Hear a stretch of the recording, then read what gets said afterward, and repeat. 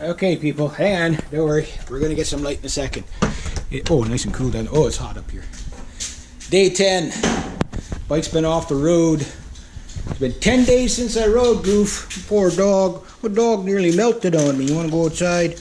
Yeah, poor. It's no cooler out there either, eh? It is 34 degrees and 46 or 47 with the humidex, so it is really nasty out there. But I'm going to show you something. So, all that work, oh my god, is everything fogging up? Just from the, sorry, it's fogging up there, the temperature from the basement to outside here. It's like everything's fogged up. Okay, so, did all that work pay off? Well, I ended my ride. I'm just gonna tell. Okay, today is Canada Day, so happy Canada Day to everybody. By the time you see this, it'll be probably middle of July or whatever. So, here's what's going on. It's Canada's 151st birthday today. Okay. Now, last year I did 106 runs on this bike. This year I only did 44. Today will be 45. Which, if you add the two together, what do you get?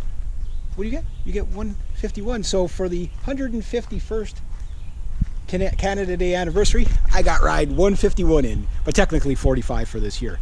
That said, ran good. It's still there, that little hesitation, but it ran a lot better, a lot smoother. And I did something bad today because it's just so hot, and I didn't want to wait till this evening because there might be stuff going on this evening. That's probably the only run I'm going to do on the bike today. Went and red bombed a bunch of little kids there at the park, and I was like, boom, boom, they're all freaking out. I was like, motorcycle! Yeah. But yeah, so I cleaned the IACV valve. There goes another bike. I cleaned the spark plugs. The spark plugs, I think, is probably what the problem is with this bike with that hesitation. They were pretty cruddy, but I cleaned them up, sanded them a little bit. I don't have a spark plug gap. Well, I do, but it's in there somewhere. Right? So I'm going to have to pick up some new tools. The other stuffs are, they're well preserved in there somewhere. I'll never find them again. It's cheap anyway. So I sparked the gap, or cleaned the spark plugs, cleaned the IACV valve. I didn't take the hoses off and blast the hoses because I was afraid of breaking those little boots. Cleaned took the tank off. Yes, it was a pain in the butt to get that O-ring back on there, but I got it on there. I got that little fitting off without breaking it, thank God. But you can see that in the other footage on the for the fuel pump. Then what else did I do? I took out all the injectors, cleaned out all the injectors. I sprayed through them. You can see all that footage. The fuel rail, I didn't do anything with it, and the hoses I didn't. It's because the problem is I was starting to get, okay, well, while it's part, I might as well do this, and this. And then it's like, okay, whoa, it's been 10, this was only supposed to take me 4 days. But mind you, I was doing that plus a whole bunch of other stuff. So 9 days, yesterday I put everything back, or put the fuel tank in it. There's a few other things I did in there too. Cleaned out the airbox, like majorly cleaned out the airbox. Discovered a lot of little things, and there's a few parts missing off this, a few hoses missing off this bike. I don't know where they went. Somebody stole them on me, I guess. But then what I did is when I tried to prime the pump yesterday, and if you have this problem, I knew it was going to flood the bike to do it. So you turn it on, the fuel pump comes on, forces fuel in there, but the fuel line, I don't know if it's the same for this bike, but it's probably going to be somewhere around 40 to 50 psi in that little fuel line. So it takes a little bit to get it, turn the key on maybe once, twice, or whatever. It'll shoot fuel through the injectors once you get the pressure. If you can't get the pressure, or if the fuel pump in the tank is not holding pressure, the fuel will just go back up into back through the other side of the line.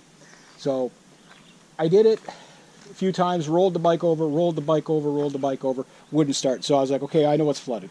So I said, okay, well, I'll wait 10 minutes. Tried it again, still wouldn't do it. Waited half an hour. Tried it again, waited 4 or 5 hours. Tried it again, wouldn't do it. So I was like, okay, well, this is going to be one of those. Now, I could have pulled everything off and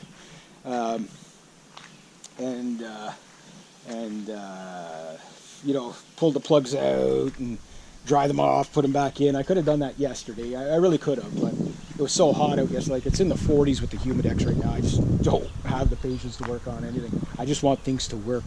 So I thought, okay, I know it's flooded. Hopefully that's all it is, but maybe my fuel pump wasn't. I mean, all the relay was clicking. I'm not sure which relay it is in there. I'll have to track it down because I don't have a manual.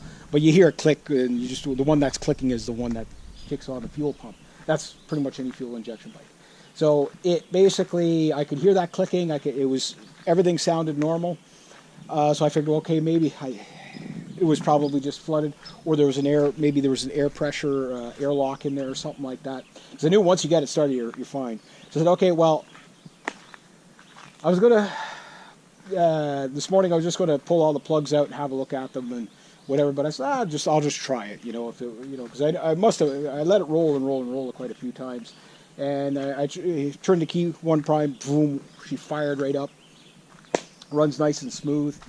There's still that little hesitant thing. Now, there's something else going on digitally in this. And tell me if you've ever experienced this. This is the third time I've had this happen on the bike. Where and it must be something to do with the temperature sensor. I mean, there's a gremlin in this bike somewhere, and he hides on me, and he comes out from time to time. But it seems like, okay, we know this cold starting problems I was having with this bike. And then as soon as you hit 19 Celsius, regardless of the humidity, and to 21 Celsius, the bike just fires up perfectly. It runs like the day I bought it. Okay, no problem. Nice and smooth through the rev range. Today, nice and smooth, very hot in my shorts.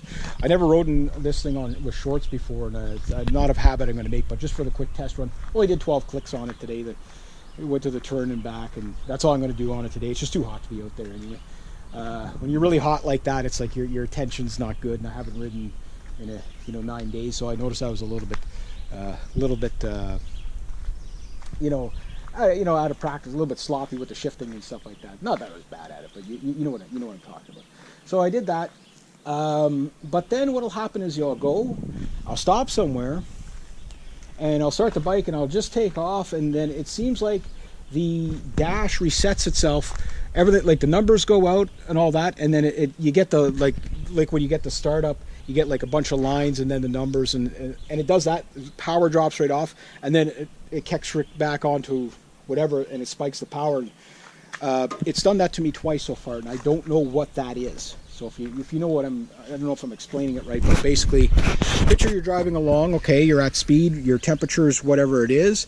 You stop when it's really hot out, and then you start up again. Everything's fine. You take off, and as you're going, maybe between first and second, it'll happen. Maybe it'll happen a little bit later on. You'll get like a shot where it looks like the bike's restarting itself. Just for like a split second, so your RPMs drop right down, and then it kicks back on, and then whoom, you're up to like 7 grand or something. Not enough to pull a wheelie, but enough there. It did it on a corner last time I had it out. Now I don't know what that is. It's some sort of electrical problem, obviously.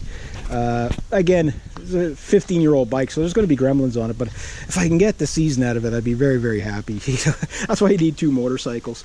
It's like, so when one's down, you can whatever. But what I want to do this winter, hopefully everything goes good and I don't have any more problems for the season. Maybe this bike just burns plugs or fouls up plugs every 8,000 kilometers, whatever it is that I got on there now, in the 9,000 kilometers. So maybe some bikes are hard on that.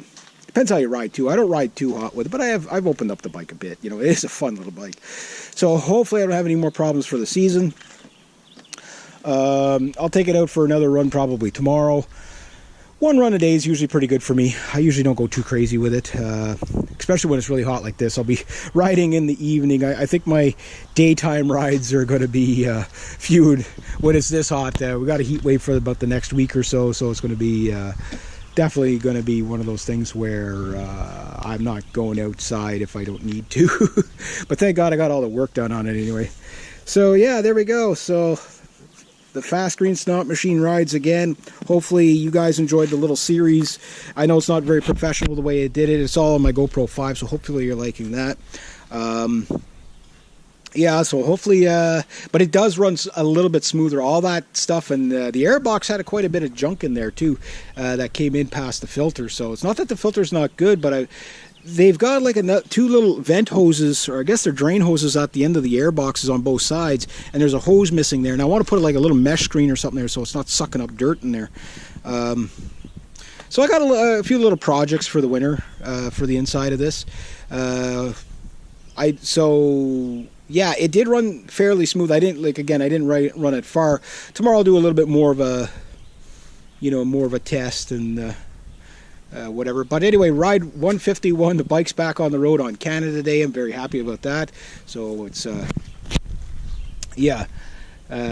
forget the proper name. It's not the Bicentennial. It's the Bio Quattro, Double Quattro Centennial. That's what you call the 150-year mark, anyways, is the Bio Quattro. So I'm sure somebody will correct me when I'm wrong, but anyway, my sister was talking about it last year for the 150. But so 151.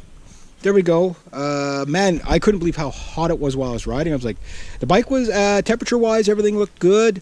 Of course, as soon as I slow down, the bike heats up. This is not a bike that, if anybody's thinking of buying one of these as a commuter and you have a lot of stop-and-go traffic, this bike needs to be moving. I've had it in traffic a little bit, but not very much. Yeah, it's just... I don't know, maybe, I'm sure there's somebody out there, I take mine to work all the time. I've never had it overheat on me, but I don't know, I guess because I see the numbers, it makes me paranoid. When I see like 105, 106 or whatever, the fan will come on, no problem. And the heat coming out of here, very rarely my fan comes on because I'm always on the highway. But as soon as you get into stop-go traffic, boy, I tell you, it comes on pretty quick. Yeah, especially on a day like today, it is roasting out there. But just the heat on it, it was like burning me. Just